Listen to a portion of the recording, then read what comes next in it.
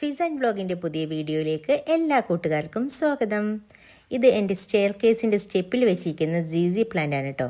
അതിൽ ഈർക്കിലിയൊക്കെ കുത്തിവെച്ചിരിക്കുന്നത് കണ്ടോ? അത് എന്തിനാണെന്നുള്ളതാണ് ഇന്നത്തെ വീഡിയോ.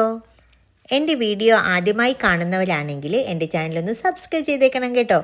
അതുപോലെ ലൈക്ക് ചെയ്യുകയും ചെടികളെ സ്നേഹിക്കുന്ന കൂട്ടുകാരുണ്ടെങ്കിൽ ഈ വീഡിയോ അവർക്ക് ഷെയർ ചെയ്ത് കൊടുക്കുകയും വേണം. ഞാൻ ഈ ചട്ടിയിലേക്ക് ഒരു കമ്പ് കൊണ്ട് നട്ടതാണ് കേട്ടോ. അത് നല്ലപോലെ വളർന്ന് 5-6 എണ്ണയായിട്ട് മാറിയിട്ടുണ്ടായിരുന്നു. നല്ല ബുഷിയായിട്ട് നിൽക്കുകയായിരുന്നു കേട്ടോ. ഇഷമോള് മുകളിൽ നിന്നും 2-3 ബുക്സായിട്ട് അവൾ വന്നതാണ്. അപ്പോൾ കയ്യിൽ നിന്ന് പെട്ടെന്ന് തെന്നിട്ട് ആ ചെടിയുടെ മുകളിലേക്ക് അങ്ങ് വീണു.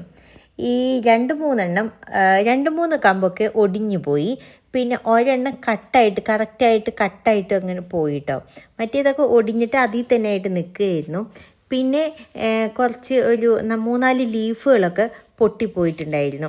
ഞാനപ്പോൾ എന്ത് ചെയ്തെന്നറിയാവോ? ഒരെണ്ണം ഞാനത് ഒടിഞ്ഞു പോയത് കട്ട് ചെയ്തിട്ട് ആ കമ്പ് അതിൽ തന്നെ കുത്തിവെച്ചു. പിന്നെ 2 എണ്ണത്തിന് ഒടിഞ്ഞു പോയതിന് ഞാൻ എന്ത് ചെയ്തു, ഒരു സപ്പോർട്ടായിട്ടൊരു ഈർക്കിലി കുത്തി അവിടെ വെച്ചു കേട്ടോ. പിന്നെ ഒന്ന് ടൈ ചെയ്ത് വെച്ചു, അത് വീണ് പോവാതിരിക്കാൻ വേണ്ടിയിട്ട്. പിന്നെ ലീഫ് ഉണ്ടല്ലോ, ആ ലീഫ് ഞാൻ അതിൽ തന്നെ നട്ടു വെച്ചു കേട്ടോ. അപ്പോൾ നമുക്ക് ഒരുപാട് രീതിയിൽ ZZ പ്ലാന്റിൻ്റെ പുതിയ തൈകൾ നമുക്ക് ഉണ്ടാക്കിയെടുക്കാൻ പറ്റും. ഇപ്പോൾ ഇതുപോലെ ഒടിഞ്ഞു പോയി കഴിഞ്ഞിട്ടുണ്ടെങ്കിൽ നമ്മൾ വിഷമിക്കൊന്നും വേണ്ട. ഒന്നില്ലെങ്കിൽ എന്തെങ്കിലും സപ്പോർട്ട് കൊടുത്ത് വെച്ച് കഴിഞ്ഞാൽ ഒരു മാസമൊക്കെ കഴിയുമ്പോഴേക്കും അത് സ്റ്റഡിയായി നിന്നോളും. പിന്നെ ഇതുപോലെ കട്ടായിട്ട് പോവുകയാണെങ്കിൽ ആ കട്ട് ചെയ്തിട്ട് നമുക്ക് അതിൽ തന്നെ കുത്തിവെച്ച് കഴിഞ്ഞാൽ നമുക്ക് അതിൽ നിന്നും പ്ലാന്റുകൾ ഉണ്ടാക്കാം.